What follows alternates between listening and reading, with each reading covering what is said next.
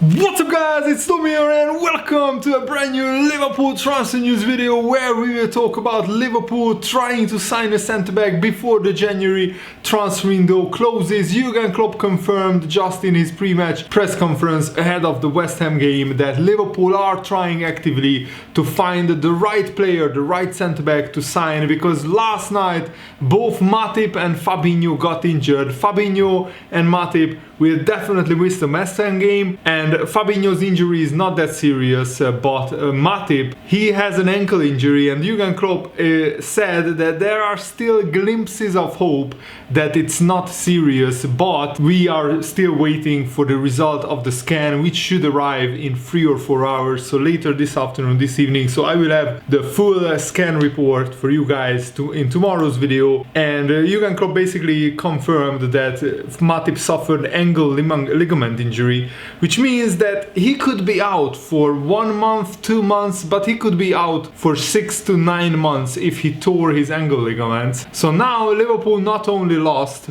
all of their senior centre backs, but we also lost the midfielder who is playing at centre back. It's an absolutely ludicrous situation, and Liverpool absolutely have to sign a player. And Jurgen Klopp said, when he was asked whether Liverpool will try to sign a centre back, of course we will try. It would be funny when you all think, Liverpool is just fine with the situation, they don't care and they don't try to sign a centre back. We try, but how there is nothing to say until something happens and we can confirm it officially. So we will see. The situation yesterday didn't make it easier or whatever, so it's just it's still just that we try to do the right things.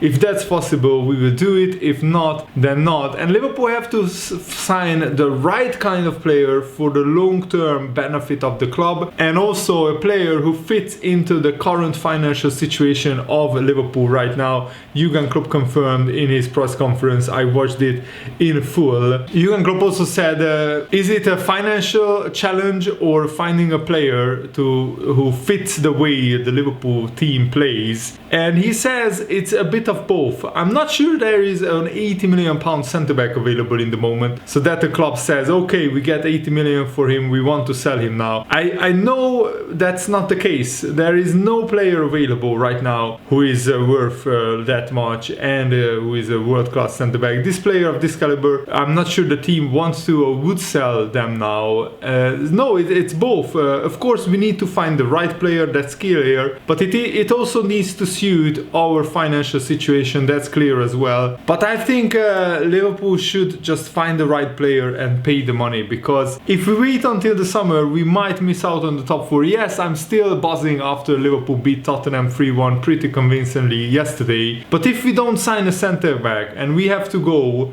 with Henderson and Reece Williams or Nathaniel Phillips, long term, how many points will Liverpool drop because of that? Probably a lot, and probably it will even make finishing in the top 4 very, very hard. James Pearce said the need for Liverpool to sign a centre-back is off the scale. Inaction is no longer an option for Liverpool, with various short-term fixes now under serious consideration. And also there are reports coming from the Express that Liverpool are trying to sign Lille's Sven Botman after the injuries of Matip and Fabinho. Liverpool have of course previously been linked with Sven Botman. I already talked about him in detail. He's a very talented Dutch centre-back who is very young, just 21 years old, and he's like a mini Van Dijk, if you like, and because he's strong, he's very good on the ball, and he also likes to deliver cross-field passes, and he does that very effectively. And he only missed 6 games in his whole career because of injuries. So Sven Botman is very reliable when it comes to being available, and right now that is priceless for Liverpool, and he would be available for a price of around £20 million, and Liverpool would sign a centre-back in the summer anyway, so why not just bring that 6 months forward? Surely that Liverpool can find money somewhere, maybe even take out a loan, and that will pay itself when Liverpool qualifies for the Champions League with Sven Botman in the side. And because of Lille struggling financially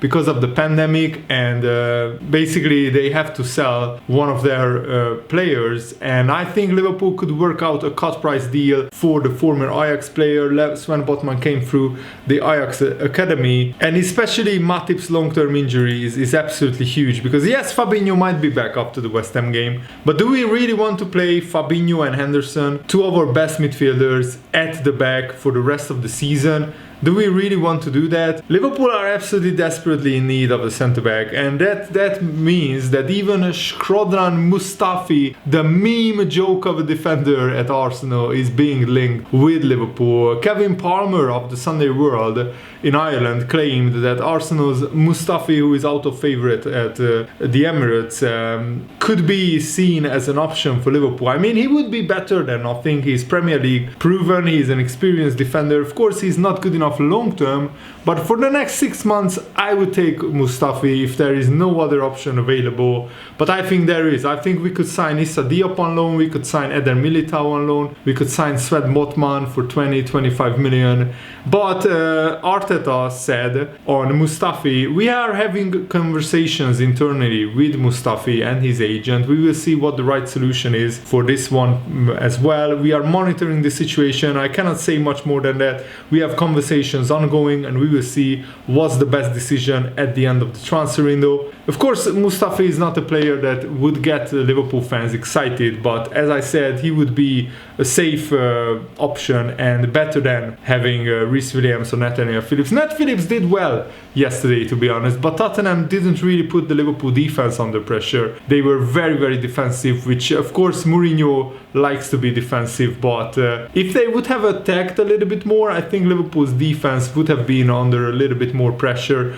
But I think Liverpool's defense will come under huge tests, especially in the Champions League against Leipzig, again in the Premier League against Everton, against Man City. We need better options at the back. And when Jurgen Klopp says that we have players, but not a lot, to be honest, in the defensive line, it's incredible what is happening there. It's really incredible. The injury crisis Liverpool has at the back is really, really something else. And with 4 centre-backs now on the sidelines, desperate times call for desperate measures. That comes to mind. Under normal circumstances, Jurgen Klopp's comments about signing the right player would make perfect sense, but Liverpool are in anything but normal circumstances, and Liverpool must act before the transfer window closes. If Liverpool are serious about defending the Premier League title, the time has come for the Liverpool owners, FSG, to put their hands in their pockets and strengthen the defense. I don't want to hear any excuses about the pandemic. We have 4 centre-backs injured, all 4 of them, and I mean Fabinho is a midfielder, but he has been pretty much playing as a centre-back this season,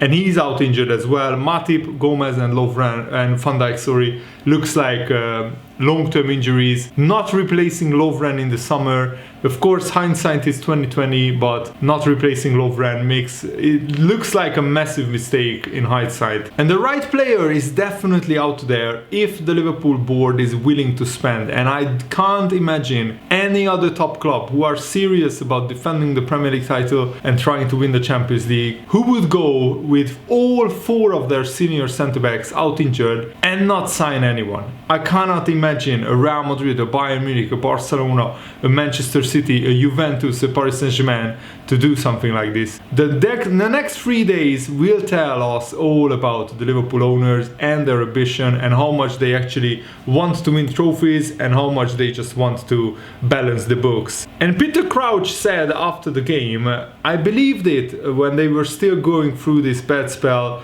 Liverpool, that they are still in the title race. I had a little bet with Rio Ferdinand last night.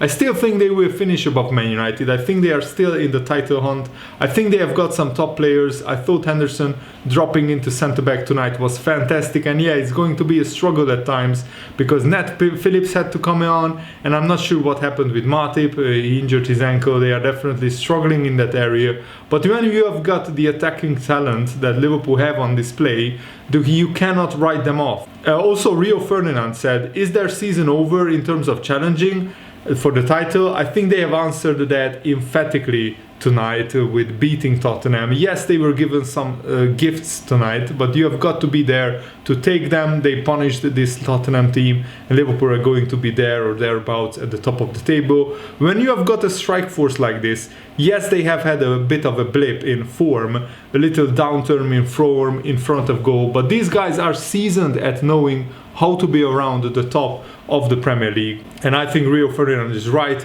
Liverpool, I think we just need a centre-back and then everything will be fine. And Andy Robertson said some interesting things about Liverpool after the Tottenham game. That was more like us, Robertson said. Obviously a lot has been said about us the last couple of weeks and some of it is justified, but some of it maybe not so much. We know what industry we are in, and that's what happens. Tonight everything clicked. We thought we were brilliant all over the park. The midfield were excellent. You saw Gini in the last minute of the game, incredible. The running, the high pressing, Henderson stepping in at the back. That's what the captain does, stepping in at that was really a tough moment. And then Joao Matip goes off, he captains the whole team, Henderson, and as well as Nat Phillips at the back, he helped him through. So it was a really big performance from us. Luckily it all clicked and we were clinical in front of goal and we got a really good result against a really big team. Of course you get games when it just doesn't click and maybe you get 4 or 5 a season, but it's spread across the season. Ours was unfortunately 4 or 5 at once, and that's why probably a lot has been said about us. That's fine, we are footballers, we know what industry we are in and everything like that, but we have struck together, and on the training ground everyone is together. Obviously the fans can't be in with us just now, but it's important they stick with us. It's a unique season, really tight. We have seen other teams putting runs together and shown where it takes us, and it's up to us to try to put one of them together. We can't just let this be a one-off. It needs to be the catalyst for a really strong second half of the season, and that's exactly my sentiment as well. Liverpool need to go on a winning run, and Jurgen Klopp agreed, said we scored goals in the right moments, wonderful goals, the right people scored the goals, all good, apart from obviously that Joao Matip had to go off. What I saw today was not about form, it's who we are, that's us. Today the second half especially was us. It was a massive fight and football on top of that. I don't know the numbers, but I think apart from a few minutes in the first half, I don't remember Tottenham having a lot of the ball. It was always pretty quick and counter-attacking, and we defended really well. It was just a good performance. I saw a lot of things I wanted to see. Offensively, the way we played, I thought we coped really well with our formation, played around, played in between. So we were so often in and around the box, which is really important. The counter-press was really good. The last line defended really well. High enough, but not crazy high. The game started in frantic fashion, of course, with Mane almost scoring and Son's goal being ruled out for offside. But I think Liverpool probably could have scored more goals. We did score more goals. Salah's goal was wrongly disallowed, in my opinion, by the VAR, because the rules state that this season that if it hits first the other player's hand and then the forward player's hand, and it's in the build-up to the goal, not exactly before the goal, but in the build-up, like it took like half a minute before Salah scored the handball incident, then it should be ignored. But of course the VAR and the referee don't know even the rules, which just says it all about them and what they are about. And Alex Nwannou, one of the best performance of Liverpool yesterday, said we needed that, we deserved it, we dominated most of the game. Tottenham had a goal disallowed, which probably would have changed the game. We came with a game plan which we executed perfectly, and we deserved the 3 points. Goals in games like this change the way the opposition play. They had to come out a bit more in the second half. We could find the space easier, and we had our chances and put a few away. We have had setback after setback, especially in the centre-back area. Joao Matip played well, and then Nat Phillips in the second half. They have both done a great job, which shows the quality we have around the pitch. For myself, it's always good to get a goal and help the team. Nothing has really changed. We are the same team we always have been. We have the same mentality going into games. We respect the opposition. We have the expectation on ourselves that we should win the game, and it was a whole performance from the lads. And what is staggering is that was the first win for Liverpool in the Premier League since we beat Crystal Palace in the middle of December. December the 19th. That was the last time we won a Premier League game. And also that was only Liverpool's third win away from home in 10 games in the Premier League. We have now 14 points from 10 games away from home, which puts us in 10th place on the away form table.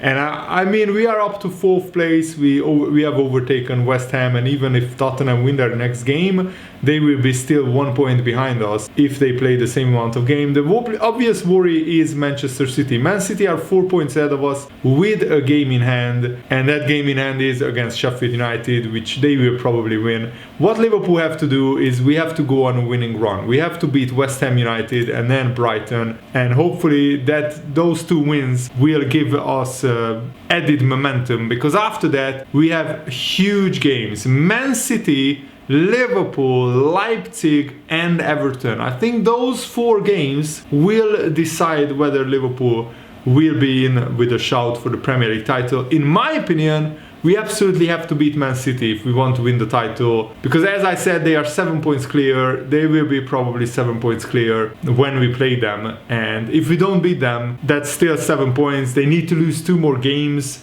plus draw another one, so Liverpool will be basically 3 games behind Man City, and that will be very, very tough. I mean, Liverpool have to win 3 more games than Man City between then and the end of the season, which is like not impossible. Man City will drop points, but Liverpool, I think it depends on whether we sign a centre-back or not, because if we don't, boy, we are in for one hell of a fight for the top 4. As I said, we are still like very, very close to other teams. I mean, Everton played two games less than Liverpool, and if they win those 2 games, they will be actually 2 points ahead of us, which is incredible that Everton are having a season like that. Leicester City are still ahead of us, even though they drew against Everton, which was actually the perfect result for us. And Man United losing to Sheffield United was also brilliant and the perfect result for us. And Arsenal, Man United, I really hope that Arsenal do us a favor and beat Man United. That would be lovely to see. Of course, just because then Liverpool could overtake Man United on goal difference. But that's it for today's video. I really hope you guys enjoyed it. Have a nice day. See you later. Goodbye.